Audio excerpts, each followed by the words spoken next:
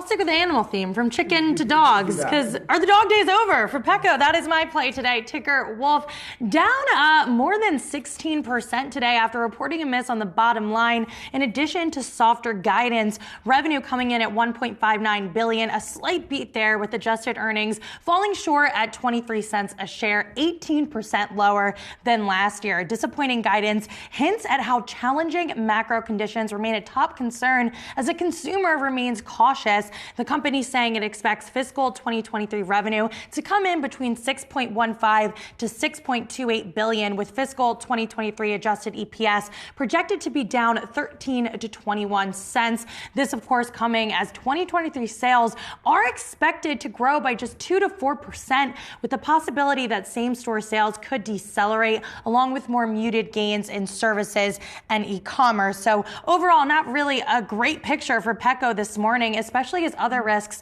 like inflation will be a continued headwind throughout the year. But Yahoo Finance did have the chance to speak with Petco CEO Ron Coughlin this morning. Take a listen.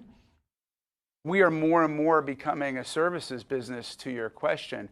In terms of Vital Care, we got to 500,000 customers. Those customers are spending 3.6 times more than an average customer. And importantly, they're margin accretive from a dollar standpoint to our business. So those are positive trends.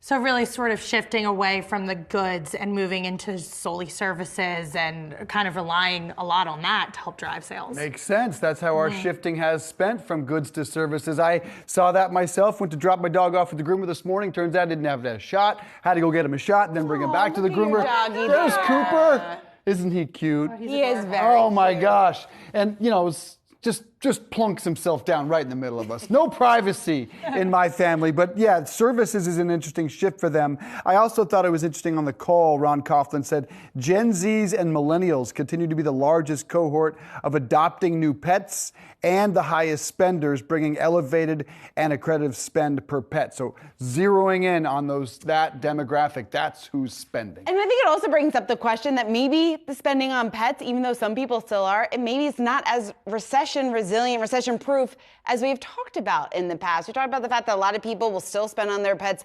despite the macroeconomic, despite the fact that we could start seeing some challenging times ahead. And if you take a look at that consumer spending, yes, the CEO is upbeat, but we are starting to see consumers pull back a bit. I will spend anything on Cooper. I know, Cooper. All right, anything.